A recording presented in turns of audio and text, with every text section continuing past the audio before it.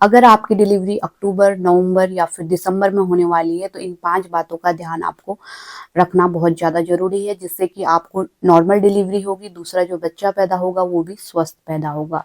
कई बार क्या होता है कि हम जाने-अनजाने में कई ऐसी भूल या फिर गलतियाँ कर देते हैं, जिससे क्या क्या होता है कि बच्चे को भी कॉम्प्लिकेशन आ जाता है लास्ट टाइम पे, बच्चे के साँस में प्रॉब्लम या फिर एनआईसीयू में उसको रखना पड़ सकता है, या फिर मदर की हालत ऐसी ख़राब हो जाती है कि उनको नॉर्मल डिलीवरी नहीं हो पाती, इमरजेंसी सिज़ेरियन डिलीवरी करवानी पड़ती है। तो किन बातों का हमको लास्ट के टाइम पे रखना होता है, क्योंकि नाजुक समय होता है लास्ट का, तो काफ़ी बातों का ध्यान रखना होता है। ख़ास पॉइंट मैं यहाँ पे 5 आपको बताऊँगी, वैसे तो काफ़ी बातें होती हैं जो कि आपको ध्यान रखनी होती हैं, स्पेशली जो पहली बार माँ बन रही हैं उनको ज़्यादा इस चीज़ को ध्यान रखना होता है, क्योंकि जो दूसरी बार मदर बन रही हैं उनको एक्सपीरियंस हो जाता है और उनको पता होता है क्या चीज़ें ले जानी है, क्या नहीं ले जानी है, क्या करना है, क्या नहीं करना है। लेकिन जो पहली बार माँ बनी होती हैं, उनको ये वीडियो देखना है और ज़्यादा से ज़्यादा शेयर भी करना है अपने फ्रेंड सर्कल में, जो भी पहली बार माँ बन रही हैं, है ना? तो इससे क्या होगा कि उनको काफ़ी मदद मिलेगी, दूसरा मन में पछतावा नहीं रहेगा। कई बार क्या होता है कि हम बाद में सोचते हैं कि हमने काश ये किया होता, तो ये प्रॉब्लम नहीं आती। तो चलिए ज़्यादा बात ना करते हुए वीडियो को शुरू करते हैं और पहले पॉइंट की बात करते हैं। तो पहली इस चीज़ का ध्यान रखना है कि अगर आपकी डिलीवरी का टाइम नज़दीक है, अक्टूबर में है या नवंबर में आप वीडियो देख रहे हैं या दिसंबर में देख रहे हैं, तो जैसे कि ये टाइम जो है, जैसे सितंबर से अक्टूबर में आते हैं, तो मौसम चेंज होता है। इसमें मौसम चेंज होने के साथ-साथ हमें भी सर्दी, जुकाम, खाँसी होने का डर रहता है और बच्चे को भी, है ना? तो क्या होता है कि इसमें आपको काफ़ी ज़्यादा ध्यान रखना होता है। वैसे भी शुरुआत के जो टाइम होता है या फिर डिलीवरी नज़दीक आ रही है, वो काफ़ी नाज़ुक समय होता है और कोई भी प्रॉब्लम हमें जल्दी हो पकड़ती है, क्योंकि बॉडी बहुत कमज़ोर होती है। शुरुआत में नवजात शिशु की भी और एक गर्भवती महिला या फिर डिलीवरी हो गई है, तो आपको बहुत ज़्यादा ध्यान रखना होता है। ठंडियों में स्पेशली आपको डिलीवरी का टाइम नज़दीक आ रहा है, तो आपको ठंडे पानी का सेवन नहीं करना है, गर्म पानी ही पीना है, गर्म तासीर वाली चीज़ें ही लेनी है आपको।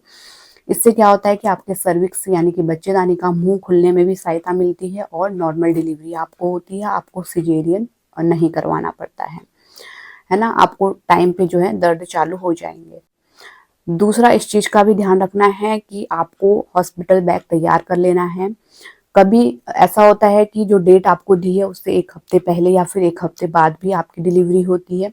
तो जो डेट दी है उससे 15 दिन पहले ही अपना बैग, हॉस्पिटल बैग तैयार कर लें, उसमें बच्चे के कपड़े और अपने कपड़े, जो भी ज़रूरत की चीज़ें हैं वो डाल लें।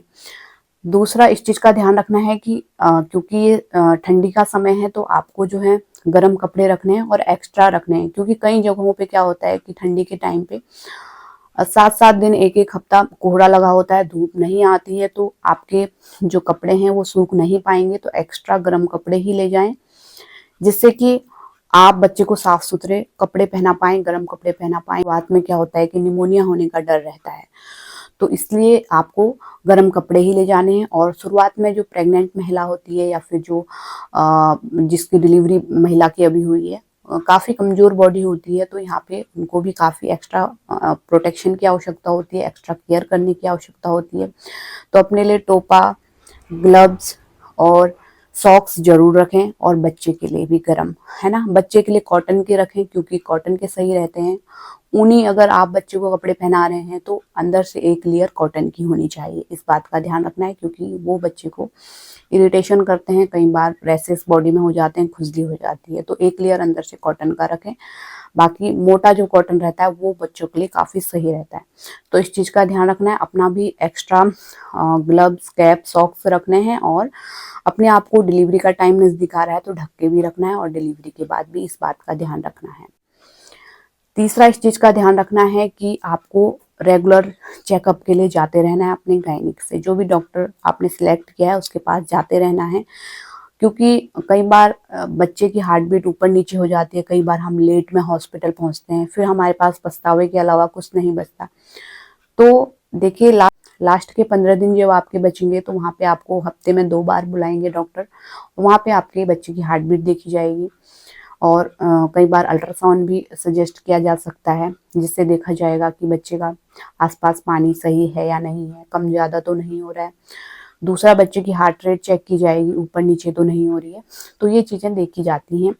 और नीचे के रास्ता भी देखा जाएगा कि खुल रहा है या नहीं, सॉफ्ट हो रहा है या नहीं हो रहा है, तो काफ़ी चीज़ें होती हैं। तो रेगुलर डॉक्टर के चेकअप पे भी लास्ट में जाना चाहिए, नेग्लेक्ट नहीं करना चाहिए, घर पे बैठ के नहीं रह जाना है, क्योंकि कई बार लास्ट में ऐसी चीज़ें होती हैं, बच्चा अंदर ही पॉटी कर लेता है या फिर बच्चे के आसपास पानी की कमी हो जाती है, तो कई ऐसी चीज़ें होती हैं ना, जो कि मैं काफ़ी वीडियोस में बता चुकी हूँ। चौथा, इस बात का ध्यान रखना है कि रेगुलर एक्सरसाइज आपको करते रहना है, एक्सरसाइज आपको नहीं छोड़ना है, वो बरकरार रखना है, चाहे आप वॉकिंग करते थे या फिर योगा वगैरह करते थे, वो कंटिन्यू रखना है। वॉकिंग तो करना ही करना है। इससे क्या होता है कि नॉर्मल डिलीवरी में भी सहायता मिलती है, आपकी पेल्विक फ्लोर की मसल्स भी काफ़ी मजबूत होती हैं, स्ट्रेंथ उनमें आती है नॉर्मल डिलीवरी के लिए, और बच्चेदानी का जो मुंह है वो भी खुलने में सहायता हमें मिलती है। तो रेगुलर एक्सरसाइज करना ना छोड़ें, वो भी लास्ट समय तक आप करें, एटलीस्ट पैदल तो जरूर चलें, है ना, इससे काफ़ी ज़्यादा मदद मिलती है। एक आपका स्टेमिना भी बनता है, दूसरा जो पेल्विक फ्लोर मसल है, नीचे की मसल्स हैं, वो भी मजबूत होती हैं, तो इस चीज़ का भी ध्यान जरूर रखना चाहिए। इसके अलावा पांचवा और लास्ट कि टाइम जो है ये सर्दी का है, तो इस टाइम पे अपने आप को ढक के रखना है। डिलीवरी हो गई है तो बच्चे को भी काफ़ी ज़्यादा ढक के रखना है। बच्चे को जो है एक लेयर अपने से ज़्यादा ही पहनानी है। अगर आपने 2 लेयर में कपड़े पहने हैं तो बच्चे को 3 लेयर में कपड़े पहनाने हैं, लेकिन कॉटन का होना चाहिए जो अंदर का लेयर है, एकदम से गर्म ऊनी कपड़ा बच्चे को अंदर से नहीं पहनाना है। एक लेयर कॉटन का रखना है, जिससे कि बच्चे को खुजली, इरिटेशन, रेडनेस वगैरह ना हो, है ना, इस चीज़ का आपको ध्यान रखना है। तो उम्मीद करती हूँ आप समझ गए होंगे, और वीडियो को ज़्यादा से ज़्यादा शेयर कीजिए और चैनल को भी सब्सक्राइब कीजिए। आगे भी मैं इसी तरह की वीडियो लाती रहूँगी, आपकी प्रेगनेंसी में काम आने वाली, या फिर आपकी डिलीवरी हो गई है, बच्चे की कैसे केयर करनी है, सारी वीडियोस मेरे चैनल पे आती रहेंगी और आते भी रहती हैं डेली, आप पीछे जाके देख सकते हैं प्लेलिस्ट। तो वीडियो को ज़्यादा से ज़्यादा शेयर कीजिए, चैनल को भी सब्सक्राइब कीजिए, नोटिफिकेशन बेल को दबाइए, जिससे कि आने वाले वीडियोज़ के नोटिफिकेशन आपको मिलते रहेंगे। Thanks for watching.